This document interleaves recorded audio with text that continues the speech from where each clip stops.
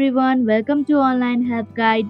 Today in this video, I'm going to show you how to block someone from the Telegram group. And without any further ado, let's get started. First, open the Telegram app.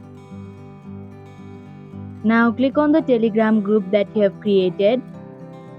Tap on the top of your screen where the name of the group and number of members is located.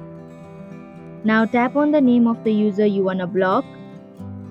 Click on the three vertical dots on the top right corner. Here you can see the block user option. Click on it.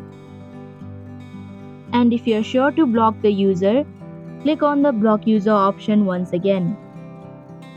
And that is how you can block someone from Telegram group. Thank you for watching Online Help Guide. Hope this video was helpful. If it was, then hit the like button and comment down if you have any questions or feedback. Also, if you are new to our channel, subscribe and hit the bell icon so that you don't miss our upcoming videos.